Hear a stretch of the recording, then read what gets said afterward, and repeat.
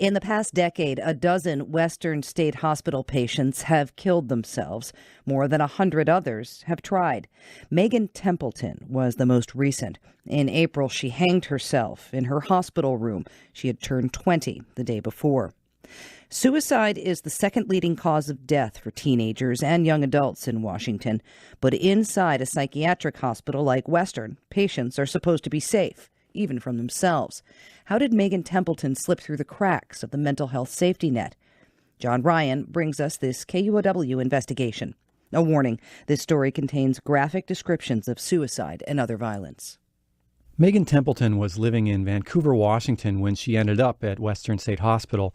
But she spent most of her 20 years in a small town on the Chattahoochee River in Alabama.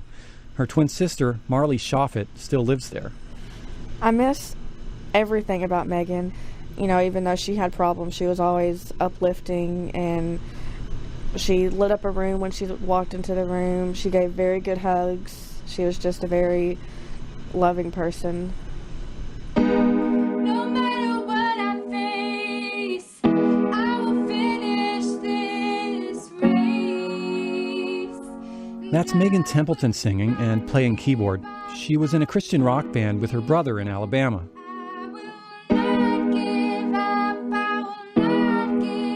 Here's a bit of a home video Templeton made in February after she moved to Vancouver.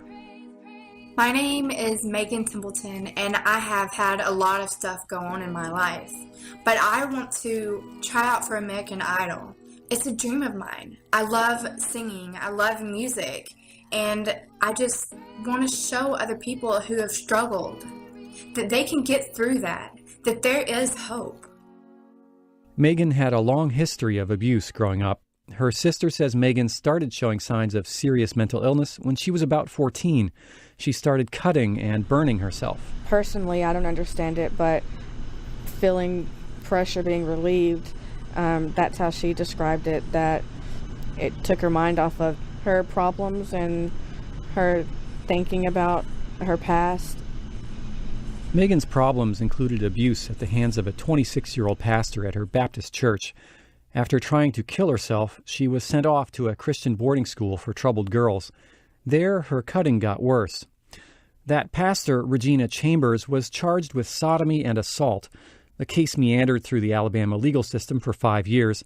The trial finally came last November. After Megan Templeton testified against her former youth pastor, the lawyers made a deal. Regina Chambers pled guilty to assault in exchange for dropping the sexual charge.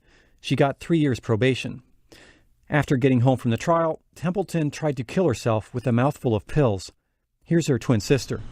She didn't feel like she had done any good. I mean, she went through all of that and telling strangers basically what happened to her, very personal things that happened to her, because she thought she was going to make a difference. And then Regina got off with probation. Megan Templeton went in and out of various hospitals in Alabama.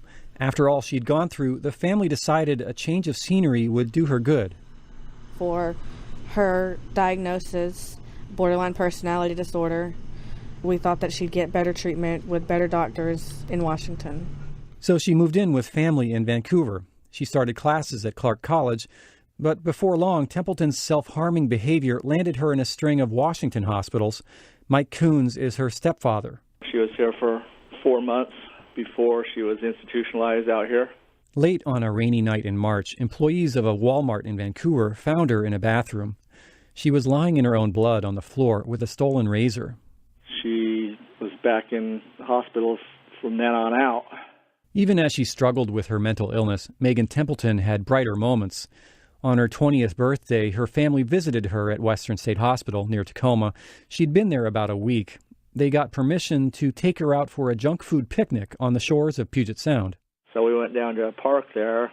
That's where we had our birthday celebration. Real nice day, sunny and clear, and it was a good day. Before we left the hospital, I recall one of the nurses asking us point blank if we thought we could keep her safe while she was out there. You know, of course, we told her yes. But looking back, it's pretty ironic, you know, we kept her safe while she was out there, but what happened the very next day? How come you people couldn't keep her safe? You know, that's why she was there. The next day, Western State Hospital provided Megan Templeton both the means and the opportunity to end her own life. The means came in the form of a bed sheet, a chair to stand on, and the closure mechanism at the top of her bedroom door. Hanging is the most common way patients in mental hospitals commit suicide. Western had identified its door closers as a hanging risk in 2010. Most of those closers are still in place today. The hospital requested funding in May to replace them. The opportunity came when nurses left Templeton unobserved for close to an hour after letting her out of restraints. According to hospital records and police interviews obtained by KUOW, Templeton wound up in restraints twice that day, once after trying to jump over a nurse's station to grab a scissors. The second time, she asked for the ward's head nurse, Elvira Moore. Moore recounted the scene to Lakewood Police Detective Todd Jordan. And she said, "I won't do it again." I won't do it again, she said that? I won't do it again. I just want to go to bed and sleep. Moore okayed removing the restraints. At midnight, Moore saw Templeton lying awake in bed. 50 minutes later, at 10 till 1, a staffer doing hourly rounds found Templeton hanging from her door. 911, what are you reporting? This is Western State Hospital, and we have a code blue. What does that mean? They're not breathing. Hospital staff performed CPR until the ambulance came. Templeton survived the night, but died 2 days later.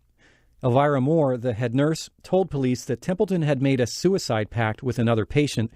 Some staff at Western heard about this pact, but the information failed to reach the right people until too late.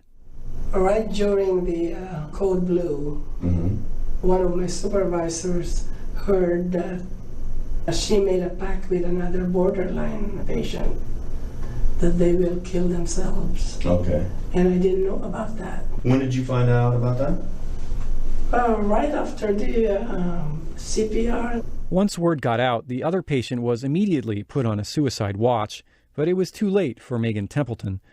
The head nurses on both the evening and graveyard shifts told police if they'd heard about a suicide pact, they would have made sure Megan Templeton was watched more closely. Her twin sister, Marley Shoffitt, says it wasn't the only warning the hospital missed. That day, it was very obvious that she was upset. They had to put her in restraints more than once. So I don't understand how that hospital would take her out of restraints and just let her go to bed. Every other time she had tried to commit suicide, there was someone there. There was someone that intervened. In May, a national healthcare organization investigated Western. The Joint Commission found a dozen ways that the hospital failed to meet national standards for keeping patients safe.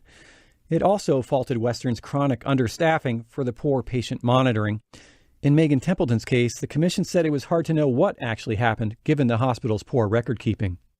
It gets so dark, I can barely walk. To add one bright note to this dark story, Megan Templeton was an organ donor.